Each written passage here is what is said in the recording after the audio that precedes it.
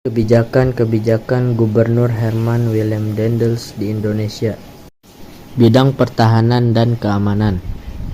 Adapun kebijakan di bidang pertahanan dan keamanan yang dibuat Daendels guna mempertahankan tanah Jawa dari Inggris yaitu mendirikan benteng-benteng pertahanan baru, mendirikan pangkalan angkatan laut di Anyer dan Ujung Kulon, meningkatkan jumlah tentara dengan mengambil orang-orang pribumi sehingga jumlahnya 18.000 orang, membangun jalan raya Anyer sampai Panarukan yang memiliki panjang sekitar 1.100 km. Daendels bahkan menerapkan sistem kerja paksa bagi masyarakat Indonesia. Sistem tersebut lebih dikenal dengan istilah kerja rodi. Ia mempertahankan rakyat pribumi untuk bekerja membangun jalan tanpa mengenal waktu.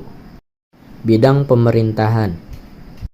Daendels juga turun tangan di bidang pemerintahan dan membuat kebijakan-kebijakan baru, diantaranya mengubah bupati menjadi pegawai pemerintah yang digaji,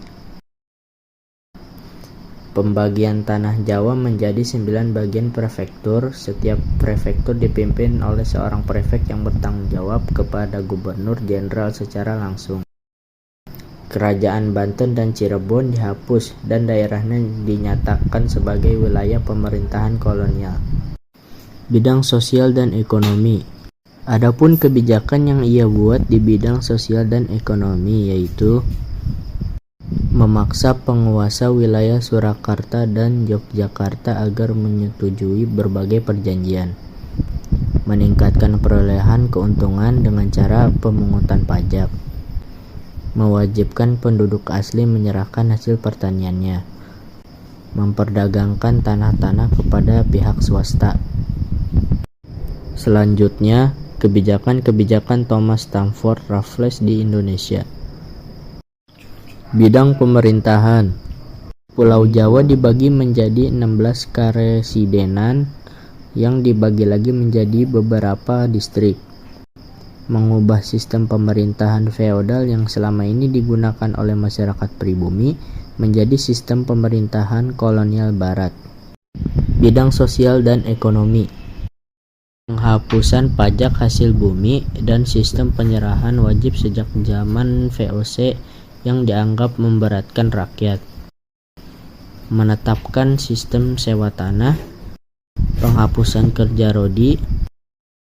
Selain di bidang pemerintahan dan di bidang sosial ekonomi, ada juga kebijakan di bidang ilmu pengetahuan, yaitu menulis buku The History of Java.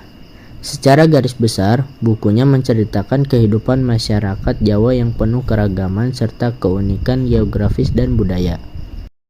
Bunga bangkai yang ditemukan oleh Raffles bersama Dr. Joseph Arnold, seorang dokter dan penyuka botani di Bengkulu, juga dinamai dengan nama keduanya, yaitu Rafflesia arnoldi.